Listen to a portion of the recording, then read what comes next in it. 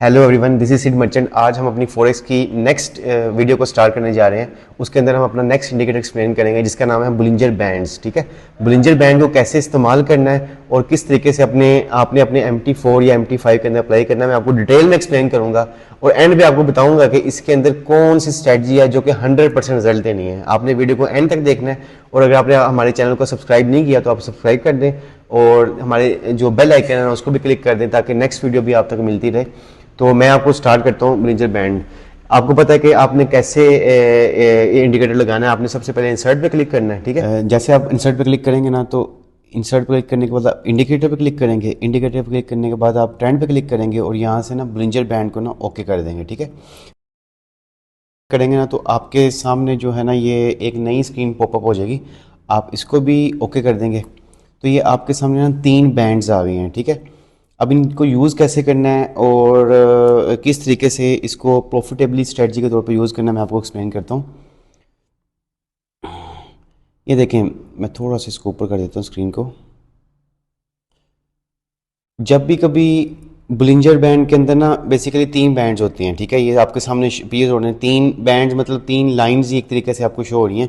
इसमें सबसे ऊपर वाला बैंड होता है अपर बैंड कहते हैं उसको, ये दरमियान वाला बैंड होता है इसको मिडिल बैंड कहते हैं और नीचे वाले बैंड को लोअर बैंड कहते हैं। ठीक है, अपर बैंड, मिडिल बैंड और लोअर बैंड, ये 3 बैंड्स होते हैं। ठीक है, इसमें काम करने का तरीका क्या है, इसको यूज़ किस तरीके से करना है। इसमें आपने जब भी कभी कैंडल्स जो है ना वो ब्रिंजर बैंड के लोअर बैंड या अपर बैंड को टच करें ना तो आपने एक्टिव हो जाना कि ट्रेड बनती है। ठीक है, यहाँ पे ये देखें कैंडल जो है ना, कैंडल ने लोअर बैंड को टच किया है, इसने भी टच किया है, ये सारी कैंडल्स ना टच कर रही हैं ब्रिंजर बैंड के लोअर बैंड को। ठीक है, तो हमने उस कैंडल का वेट करना है जो टच किए बगैर बने और रिवर्स ट्रेंड के अंदर बने। ठीक है, ये देखिए ये भी कैंडल टच करी, ये भी टच करी, ये टच नहीं करी लेकिन ये बाई वाली साइड पे बना है ब्रिंजर बैंड के ना, इसको भी हम कंसीडर करेंगे ये टच ही कर रही है।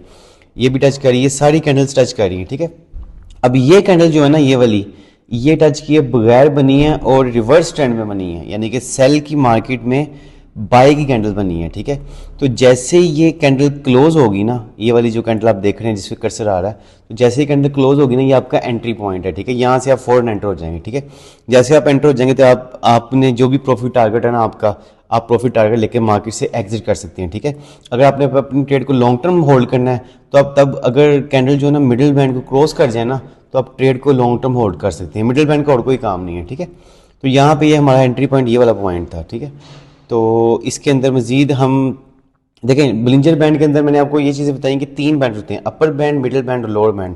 इसमें सबसे इंपॉर्टेंट चीज़ जो आपने देखनी है ना इस स्ट्रेटजी के अंदर, इसमें देखनी है जो gap between lower band and upper band. ठीक है, जो लोअर बैंड है और अपर बैंड है इसका जो गैप है ना, अगर वो गैप कम है ना तो वहाँ पे आपने एंट्री नहीं लेनी।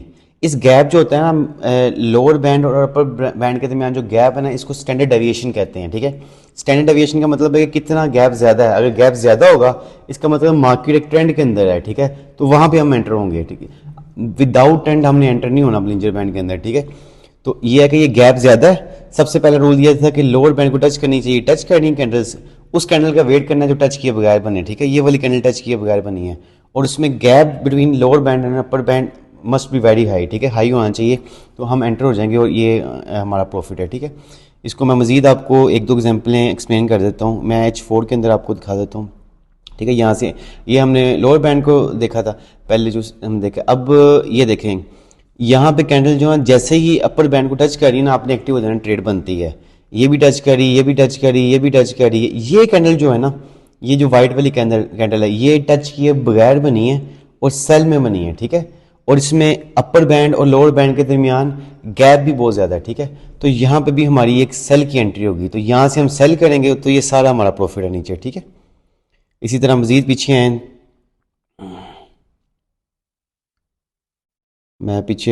मैं वो सिनेरियो आपको दिखाऊंगा जिसके अंदर एक्सप्लेन करना भी आसान हो और आपको समझ भी आ जाए। ठीक है, मैं कोई मज़ीद पीछे सिनेरियो आपको एक्सप्लेन करता हूँ। ये देखें, अब ये देखें ये कैंडल नीचे आ रही थी, नीचे आ रही थी, ये सारी कैंडल नीचे आ रही थी, सारी टच कर रही हैं। ये टच किए बगैर बनी है लेकिन सेल की बनी है, सेल के अंदर सेल की टच किए बगैर बनी, आपने एंट्री नहीं डालनी। ठीक है, जो कैंडल बाय की बनेगी और टच किए बगैर बनेगी ना हमने उसके अंदर एंट्री डालनी है। तो ये सारी कैंडल से टच कर रही हैं, अब ये कैंडल जो है ना, ये वाइट वाली कैंडल, ये टच किए बगैर बनी है, लेकिन ये सेल की कैंडल है, आपने एंट्री यहाँ पर नहीं डालनी। सबसे इंपॉर्टेंट गाइस पॉइंट है एंट्री पॉइंट। अगर आपने एंट्री पॉइंट सही चूज़ किया तभी आप प्रॉफिट बना सकते हैं, ठीक है। तो ये कैंडल जो है ना, नेक्स्ट कैंडल सेल के बाद नेक्स्ट जो बाय की कैंडल है ना, ये टच किए लोअर बैंड को टच किए बगैर बनी है और ये बाय की कैंडल बनी है। तो ये आपका एंट्री पॉइंट है। इसकी जैसे क्लोजिंग होगी आप फ़ौरन बाय के अंदर एंट्री कर लेंगे, ठीक है। और इसके अंदर मेन इंपॉर्टेंट चीज़ जो गैप है ना अपर बैंड और लोअर बैंड के दरमियान, वो भी काफ़ी हाई है, ठीक है। ये आप इजीली इसके अंदर एंट्री कर सकते हैं, ठीक है। तो मैंने आपको दो तीन एक एग्जांपल और समझा के मैं इसको एक और तरीके से आपको एक्सप्लेन करने की कोशिश करता हूँ। ये देखें, यहाँ पे भी कैंडल लोअर बैंड को टच कर रही थी। ये कैंडल जो है, छोटी सी कैंडल जो है ना, ये कैंडलिस्टिक के अंदर हम इस कैंडल की शेप भी पढ़ेंगे, कौन सी शेप होती है। इसको स्पिरिट ऑफ बेसिकली कहते हैं, ठीक है। तो इसको हम एक्सप्लेन भी करेंगे। तो ये कैंडल टच किए बगैर जो है ना वो बाय के अंदर बनी है। तो ये आपका एंट्री पॉइंट है। जैसे आपने बाय किया तो ये सारा आपका प्रॉफिट है, ठीक है। अच्छा, ये मैंने आपको एक्सप्लेन कर दिया कि ब्लिंजर बैंड को जो है ना, ग्राफ को मैं लास्ट पे ले आता हूँ। ब्लिंजर बैंड को आपने यूज़ किस तरह करना है, सिर्फ ब्लिंजर बैंड को, ठीक है। अब मैं आपको इसके अंदर देखिए, ये मैं अभी जो चीज़ एक्सप्लेन करने जा रहा हूँ ना, ये बहुत इंपॉर्टेंट चीज़ है। ये बहुत मतलब कम लोग इसको एक्सप्लेन करते हैं। तो मैं अपने एक्सपीरियंस की बुनियाद पे, अगर आपने इसके अंदर मजीद एक्यूरेसी अगर लेनी है ना, तो ब्लिंजर बैंड को आप RSI के साथ यूज़ कर सकते हैं। अगर आपने RSI वाली वीडियो नहीं देखी, RSI वाली, तो मैं लिंक डिस्क्रिप्शन में मेंशन कर दूंगा, आप उसको देख सकते हैं। उसमें मैंने डिटेल में बताया कि RSI का ओवरबॉट और ओवरसोल्ड क्या होता है, ठीक है। तो RSI के साथ मैं आपको यूज़ करके एक दो एग्जाम्पल देता हूँ, फिर हम वीडियो को क्लोज करते हैं। तो इसी तरह आपने इंसर्ट पे क्लिक करना है, इंडिकेटर्स पे क्लिक करना है और यहाँ से ऑक्सीलेटर पे क्लिक करके ये आपने RSI जो है ना यहाँ से सिलेक्ट कर लेनी है, ठीक है। यहाँ से आप RSI पे क्लिक करेंगे, रिलेटिव स्ट्रेंथ इंडेक्स पे, और ये लेवल्स आपने 30, 70 और 50 रखने हैं और इसको आपने ना ओके कर देना है, ठीक है। जैसे ओके करेंगे तो ये RSI जो है ना आपके सामने जो है ना ओपन होगी हुई है। अच्छा, इसके अंदर एंट्री हमने किस पॉइंट पे लेनी है। इसके अंदर ये है कि RSI के अंदर आपको ऑलरेडी पता कि ये 70 का लेवल है, ये ओवरबॉट होता है, और 30 का लेवल जो है ना ओवरसोल्ड होता है, ठीक है। अब जब भी कभी जिस तरह करंट प्राइस पे जो मार्केट है ना, उसको भी हम देख लेते हैं। यहाँ पे करंट जगह पे मार्केट जो है ना, यहाँ पे मार्केट अभी टच कर रही है, ठीक है। तो अभी हमने कुछ भी नहीं करना, अभी हमने एंट्री नहीं डालनी इसके अंदर, ठीक है।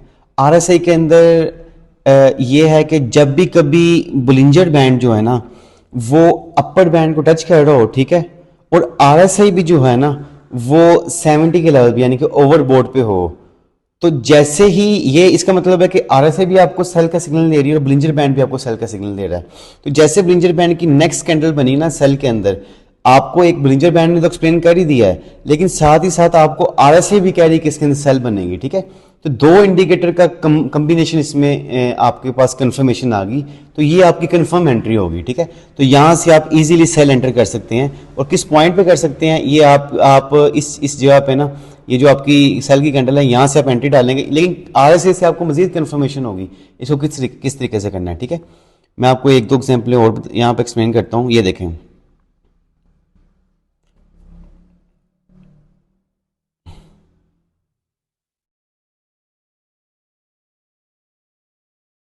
मैं पीछे आपको वो सिनेरियो एक्सप्लेन करता हूँ जिसके अंदर ये देखें, यहाँ से मार्केट जो है ना ये गैप ज़्यादा है और ये टच किए बगैर जो है ना वो बाय के अंदर बन गई हुई है, लेकिन RSI जो है ना अभी तकरीबन ऑलमोस्ट जो है ना 30 के लेवल पे आ गई हुई है, ठीक है। तो 30 के लेवल के पास पास है। तो यहाँ से आपने RSI ने भी आपको कंफर्मेशन कर दी, बाय का सिग्नल दे दिया है, और ब्लिंजर बैंड ने भी आपको बाय का सिग्नल दे दिया। तो यहाँ से आप बाय करेंगे, ठीक है। इसमें ये देखें, हम नेक्स्ट एग्जांपल करते हैं। इसमें जो ब्लिंजर बैंड का ना ये कैंडल लोअर बैंड को टच कर रही है, ठीक है। और इसमें RSI भी जो है ना ये भी इसके ओवर सोल्ड को टच कर रही है, 30 के लेवल को टच कर रही है, ठीक है। तो यहाँ से एक तो हमें ब्लिंजर बैंड ने एक्सप्लेन कर दिया कि यहाँ पे एक एंट्री बनती है, और यहाँ पे RSI ने भी एक्सप्लेन कर दिया हमें एक एंट्री बनती है। दो जो इंडिकेटर्स है ना, उनकी जब कंफर्मेशन आ जाए ना तो आपकी एक्यूरेसी मजीद इसमें बढ़ जाएगी। तो यहाँ से जैसे ये बाय की कैंडल बनेगी आप बाय लगा देंगे, क्योंकि RSI ने भी आपको बाय कह दिया है, ठीक है। आई थिंक ब्लिंजर बैंड के अंदर मजीद कुछ डिस्कस करने की ज़रूरत नहीं, हमने सारा डिस्कस कर लिया है। ये काफ़ी इंपॉर्टेंट इंडिकेटर है, काफ़ी लोग इसको यूज़ करते हैं।